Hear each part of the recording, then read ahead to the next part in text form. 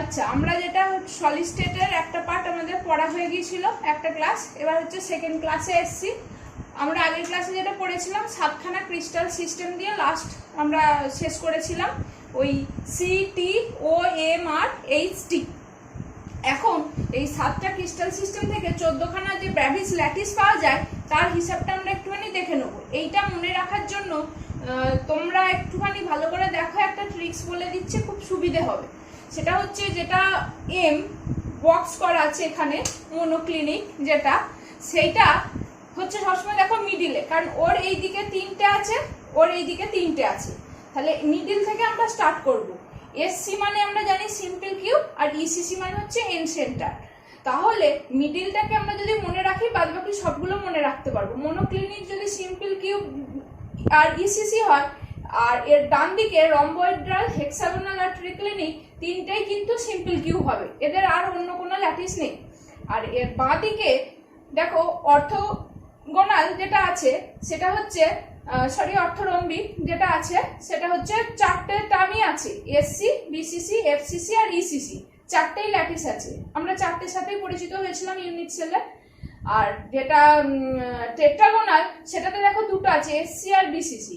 আর যেটা কিউব সেখানে 3টে আছে, এসসি, বিসিসি আর এফসিসি। এখন এইগুলো টোটাল তুমি যোগ করে দেখো 14টা ল্যাটিস হবে। 1 2 3 4 5 6 7 8 9 10 11 12 13 14। তাহলে 14টা ল্যাটিস আমরা হিসাব পেয়ে গেলাম, আর 7টা ক্রিস্টাল সিস্টেম অলরেডি আগে পড়েছিলাম। এবার আমাদের যেটা খুব মোর ইম্পর্টেন্ট, তাহলে বিভিন্ন প্রকার একক কোষে এবার কণা সংখ্যা আমরা গণনা করব।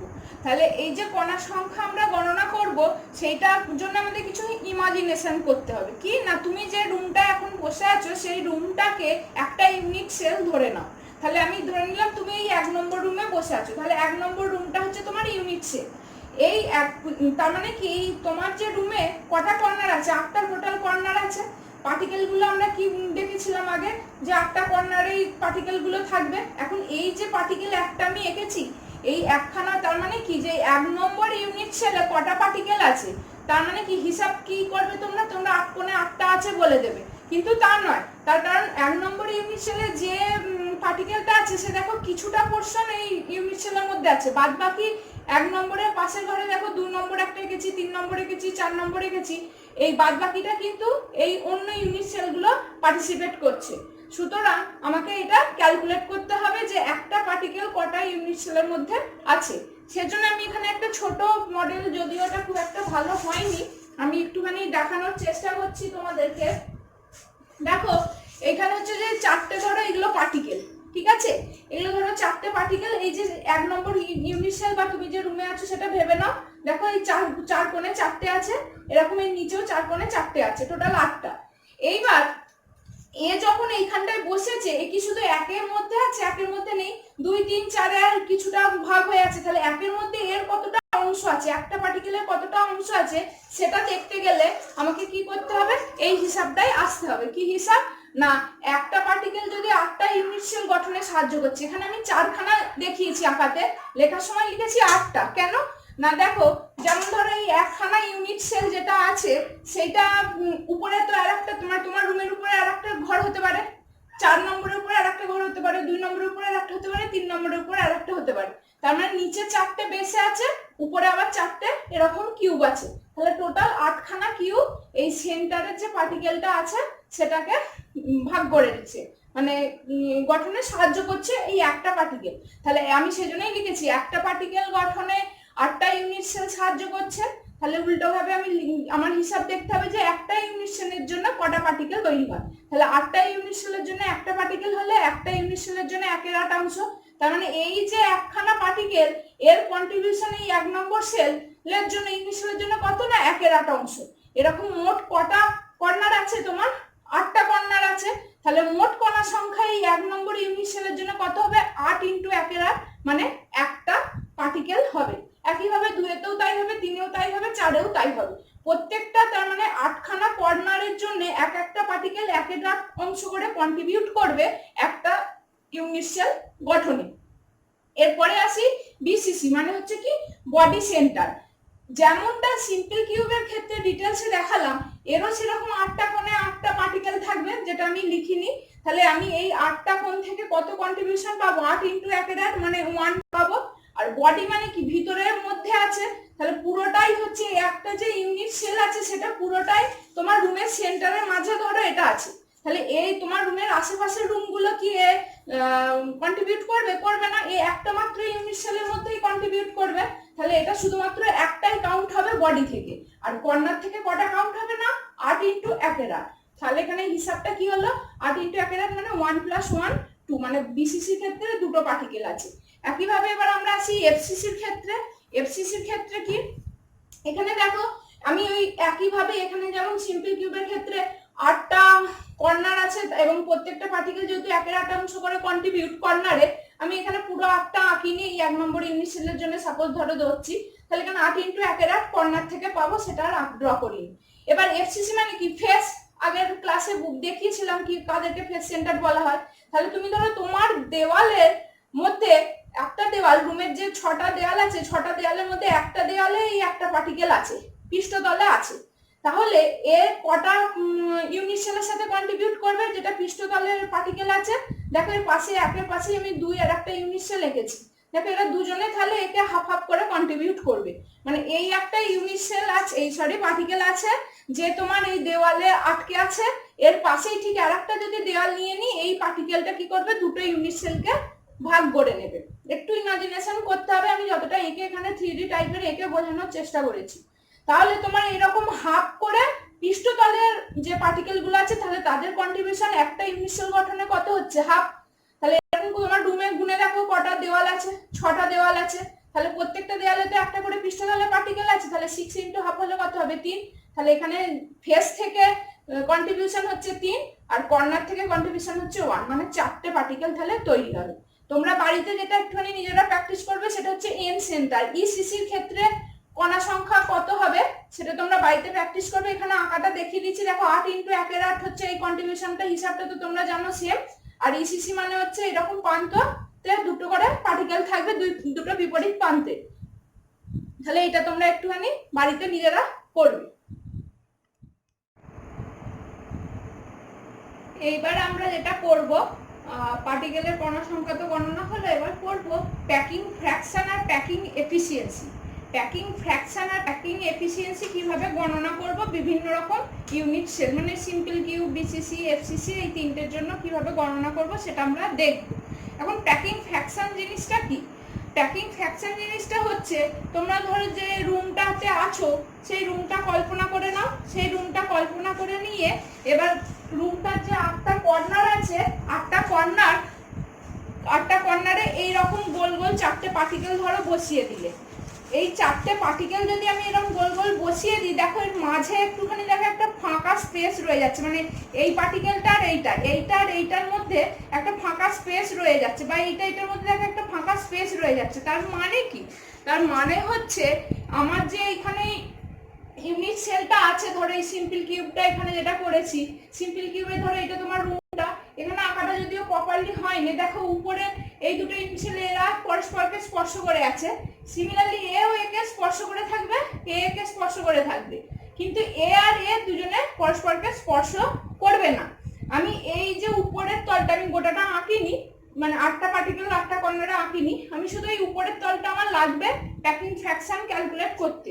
মানে পুরো কিউবটা জুড়ে কিন্তু পার্টিকেল নেই, মাঝে অনেক ভয়েড স্পেস আছে, মানে ফাঁকা এবং এমটি, ফাঁকা স্পেস অনেক আছে। ওই যে ফাঁকা জায়গাটা কতটা আছে সেটাও ক্যালকুলেট করব, এবং কতটা টোটাল পার্টিকেল দিয়ে ভর্তি হয়ে আছে সেটাও ক্যালকুলেট করব। তো আমি উপরের ছাদটা ধরো তোমার রুমের, সেটাকে আমি এইভাবে এখানে এঁকেছি। দেখো 1 2 3 4, মানে এই 4টে পার্টিকেলকে এঁকেছি। এই 4টে পার্টিকেল অ্যাকচুয়ালি এইভাবে থাকে, পরস্পরকে স্পর্শ করে আছে। দেখো 1 কাকে স্পর্শ করেছে? 2 আর 4কে, 3কে কিন্তু স্পর্শ করে নেই 1। সিমিলারলি প্রত্যেকটা দেখবে তার পাশে দুজনকে স্পর্শ করে আছে, কর্নার বরাবর কিন্তু কেউ কাউকে স্পর্শ করে নেই। তার ফলে আমি যে এখানে যে জায়গাটা এঁকেছি, মানে ডার্ক করে দিয়েছি, তাহলে এই জায়গাটা কি হয়ে আছে? ফাঁকা পড়ে আছে এই কিউবটার মধ্যে, মানে ঠিক এইরকম এই যে ফাঁকা জায়গাটাই হচ্ছে এইটা। আশা করি বুঝতে পেরেছো। তো তাহলে প্যাকিং ফ্র্যাকশন জিনিসটা কি না, এই যে টোটাল 8টা কোণে 8টা পার্টিকেল হয়ে আছে, সেই পার্টিকেলের ভলিউম বাই টোটাল যে কিউবটা আছে তার ভলিউম, অর্থাৎ ইউনিট সেলটার ভলিউম। ইউনিট সেলের তো এক একটা এজ লেন্থ মানে এই বাহুর দৈর্ঘ্য আমি এ ধরে নিয়েছি, তাহলে এর ভলিউম কত হবে এ কিউ, নিচে ভলিউম অফ ইউনিট সেল কত হয়ে যাবে এ কিউ। আর এই যে পার্টিকেল গুলো এর রেডিয়াস ধরে নিয়েছি আর, এই যে 1 2 3 4 একটা যে পার্টিকেল আছে এক একটা পার্টিকেলের রেডিয়াস ধরে নিয়েছি আর। এবার এই ছবিটা থেকে একটু ভালো করে দেখো, এই 1 আর 4টাকে আমি নিয়েছি, তোমরা যে কোনো পার্টিকেলকে নিয়েই করতে পারো। 1 আর 4 এর মধ্যে এই সেন্টার আর 1 4 এর এই সেন্টার, এদের মধ্যে দূরত্ব কত, কিউবটার বাহুর দৈর্ঘ্য মানে এ, আবার পার্টিকেলের রেডিয়াস কত বলেছে আর, তাহলে এইটা থেকে একটা আর পাচ্ছি, এটা থেকে একটা আর, 2r, তার মানে এ সমান 2r, আমি একটা এ আর আর এর মধ্যে সম্পর্ক পেলাম, মানে রেডিয়াস অফ পার্টিকেল আর কিউবের যে ইউনিট সেলের যে বাহুর দৈর্ঘ্য তাদের মধ্যে সিম্পল কিউবের জন্য একটা আমি সম্পর্ক পেলাম। তাহলে এক একটা পার্টিকেলের জন্য ভলিউম কত আমরা জানি, গোলকের তোমরা তো পড়ে এসেছো ছোটবেলায় 4/3 পাই আর কিউব, তাহলে 4/3 পাই আর কিউব হলে সিম্পল কিউবের জন্য এই মাত্র আমরা ক্যালকুলেশন করলাম কি সিম্পল কিউবের ক্ষেত্রে কটা পার্টিকেল থাকে, একটা পার্টিকেল থাকে, তাহলে এই একটা কর্নার থেকে একটা তো কন্ট্রিবিউট করে কটা পার্টিকেল হচ্ছে, একটা হচ্ছে, তাহলে এখানে আমি একটা স্ফিয়ারের জন্যই কন্ট্রিবিউশনটা করলাম 4/3 পাই আর কিউব। তাহলে এইটাকে আমি যদি এবার এই যে এ সমান 2r এখানটা তাহলে যদি পুট করে দিই তাহলে এইটা আর কিউব হয়ে যাবে, ক্যালকুলেশন করে দেখবে এটা আসছে 0.524। আর প্যাকিং এফিসিয়েন্সি হচ্ছে সব সময় যেটা প্যাকিং ফ্র্যাকশন পাবো, মানে এগুলোকে বাংলায় নাম হচ্ছে তোমরা বইতে দেখবে সন্নিবেশ ভগ্নাংশ লেখা আছে আর একটা সন্নিবেশ দক্ষতা। তাহলে এই প্যাকিং এফিসিয়েন্সি কি করে পাবো না, প্যাকিং ফ্র্যাকশনের সঙ্গে যদি 100% গুণ করে দিই তাহলে কত শতকরা কত ভাগ পার্টিকেল এই বক্সের মধ্যে আছে, সিম্পল কিউবের মধ্যে আছে, ইউনিট সেলটার মধ্যে আছে সেটা পেয়ে যাবো 52.4%। তাহলে এমটি স্পেস মানে এই ধরনের ফাঁকা স্পেস গোটা এই কিউবটার মধ্যে কত শতকরা আছে না পার্সেন্টেজ অফ এমটি স্পেস হচ্ছে, তাহলে 100 থেকে ওটা বাদ দিলে পেয়ে যাবো 47.6%। এবার আমরা যেটা করব এর পরেরটা করব বিসিসি, এর পরেরটা করব বিসিসি।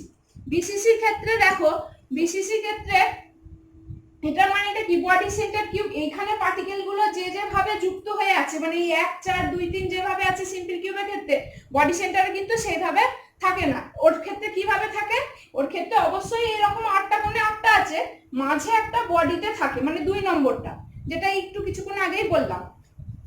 তাহলে এটা যদি এই 2 নম্বরটা বডিতে থাকে তাহলে 1 2 3 এরা এরকম মানে বডি ডায়াগোনাল বরাবর, বডির মানে রুমের এক কোণ থেকে আরেক কোণে বডির বরাবর কর্ণ বরাবর এটা পরস্পরের সঙ্গে যুক্ত হয়ে থাকে, যেভাবে ওখানে আঁকাটা আছে 1 2 3 যে পার্টিকেলটা এখানে আঁকা আছে এই বরাবর ওরা পার্টিকেলটা যুক্ত হয়ে থাকে। এখন আমি এই পয়েন্টটাকে আমি এখানে আরেকবার ড্র করেছি, তাহলে এখান থেকে এইটা দৈর্ঘ্য কত, বাহুর দৈর্ঘ্য a, আচ্ছা একের যে পার্টিকেলটা আছে তার রেডিয়াস কত, এটা r, এটা রেডিয়াস, তাহলে আমি যদি এই বরাবর আমি দৈর্ঘ্যটা পেতে চাইছি তাহলে 2 এর ক্ষেত্রে কত হবে, দুটো রেডিয়াস আছে তো ব্যাস আছে r plus r 2r plus 3 এর ক্ষেত্রে শুধু একটা হবে r, তাহলে এর ক্ষেত্রে r, তার মানে টোটাল এইখান থেকে এইটার যে দৈর্ঘ্যটা এই একের সেন্টার থেকে 3 এর সেন্টারের দৈর্ঘ্যটা কত ইন টার্মস অফ r দিয়ে r এর রেসপেক্টে 4r, দেখো r plus 2r plus r 4r।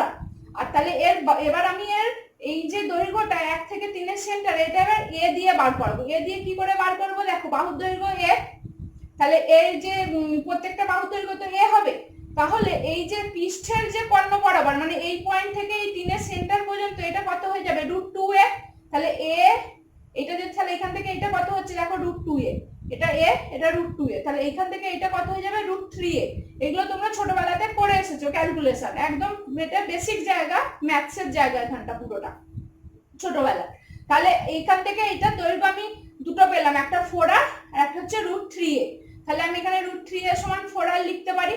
এখন বিসিসির ক্ষেত্রে কি বলে পার্টিকেল তাহলে কটা আমরা হিসাব করেছিলাম আগেরবারে, এই জাস্ট কিছুক্ষণ আগে আমরা করলাম কটা না দুটো পার্টিকেল আছে, কারণ একটা হচ্ছে কোথায় আছে সেন্টারে আছে আর আটটা কর্নার থেকে 8 × 1/8 করে একখানা কন্ট্রিবিউশন পেয়েছিলাম। তাহলে প্যাকিং ফ্র্যাকশন তাহলে কত হবে না পার্টিকেলের volume by volume of unit cell, এখানে তাহলে কটা পার্টিকেলের ভলিউম হবে, দুটো পার্টিকেলের ভলিউম হবে, সরি এখানে আমার একটা লেখা হয়ে গেছে, এটা হবে দুটো পার্টিকেলের ভলিউম, তাহলে 2 × 4 পাই r কিউব হবে।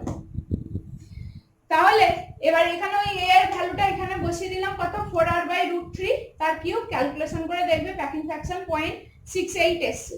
তাহলে প্যাকিং এফিসিয়েন্সি কত, প্যাকিং ফ্র্যাকশন ইনটু 100% করলে 68%। তাহলে এই কিউবের জন্য বিসিসির জন্য কতটা ফাঁকা জায়গা আছে, না 100 থেকে 68 বাদ দিলে পেয়ে যাবো 32%। এরপরে আসছে নেক্সট এফসিসি।